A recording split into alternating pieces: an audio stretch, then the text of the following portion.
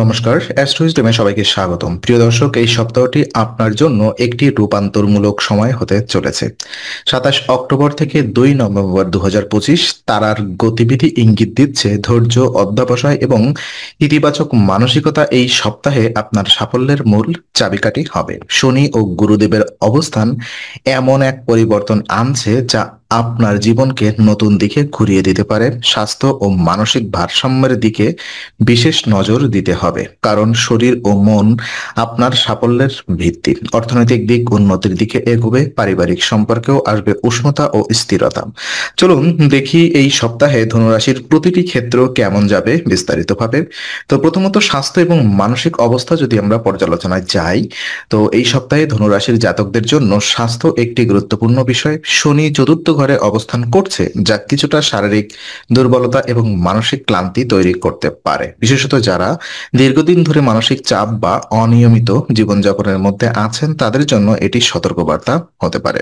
নেতিবাচক চিন্তা বা উদ্বেগ এই সপ্তাহে মাথা চাড়া দিতে পারে, তাই নিজের মানসিক ভারসাম্য রক্ষা করা সবচেয়ে বড় প্রয়োজন। যোগব্যায়াম, মেডিটেশন বা প্রভাতকালে কিছু সময় নীরবভাবে প্রকৃতির সঙ্গে কাটানো আপনার মনকে প্রশান্ত দিতে পারে।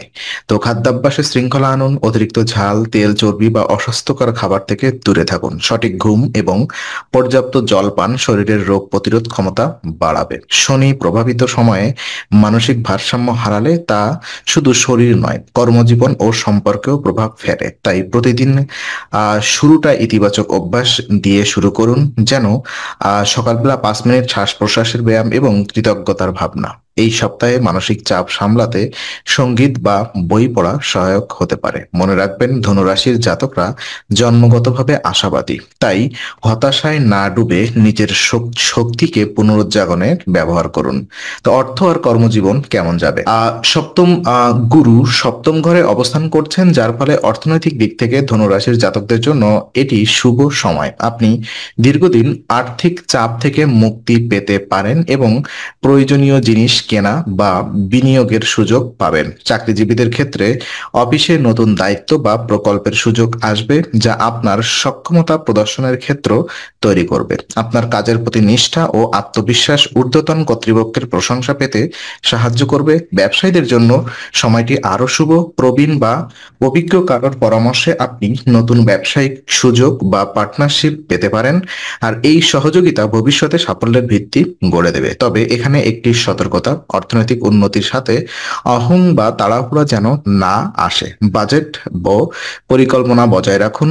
অপ্রয়োজনীয় কেনাকাটা বা আবেগপ্রসূত ব্যয় ভবিষ্যতে সমস্যা সৃষ্টি করতে পারে। যারা নতুন কাজে যুক্ত হতে চান তাদের জন্য এই সময় অত্যন্ত উপযোগী। আত্মবিশ্বাস এবং অধ্যবসায় বজায় রাখলে বড় সাফল্য আসবে। সামগ্রিকভাবে আর্থিক উন্নতি, পেশাগত বৃদ্ধি এবং ইতিবাচক পরিবর্তন সপ্তাহ এটি।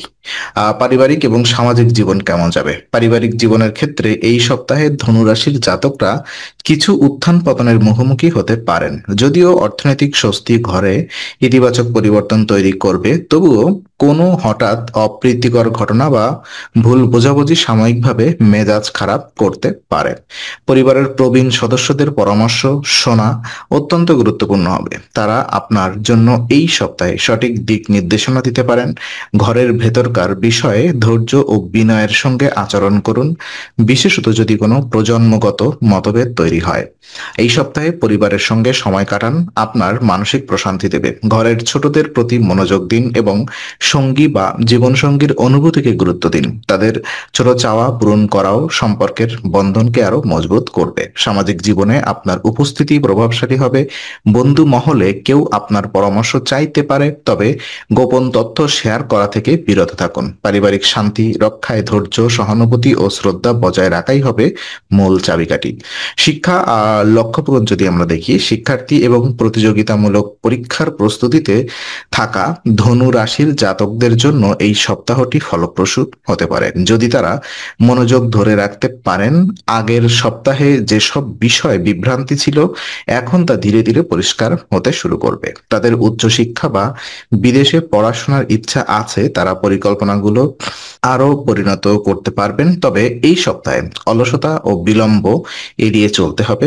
আপনার প্রতিটি প্রচেষ্টা এখন ভবিষ্যতের সাফল্যের ভিত্তি স্থাপন করবে। লক্ষ্য অর্জনে কঠোর পরিশ্রম এবং ধৈর্য অত্যন্ত জরুরি। এটি এমন সময় যখন আত্মনিয়ন্ত্রণ বজায় রেখে আপনি যে কোনো বাধা অতিক্রম করতে পারবেন। শিক্ষক বা মেন্টরের পরামর্শ শোনা এবং পরিকল্পনা মাফিক পড়াশোনা করা আপনাকে সাফল্যের দিকে এগিয়ে নেবে।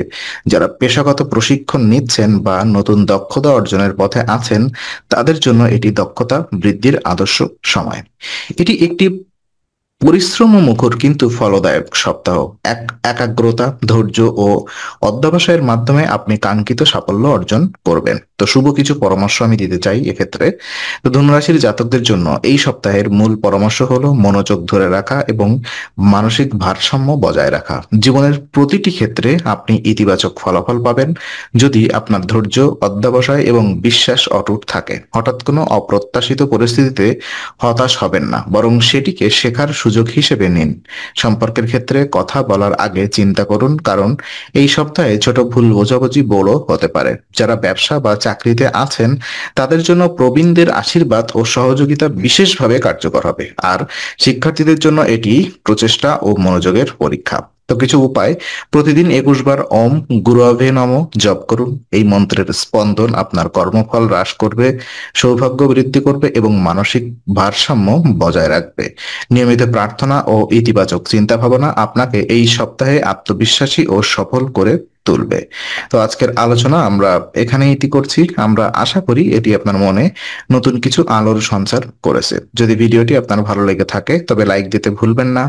আপনার মতামত জানাতে কমেন্ট করুন এবং প্রিয়জনদের সঙ্গে শেয়ার করে তাদের জীবনেও আলোর বার্তা পৌঁছে দিন।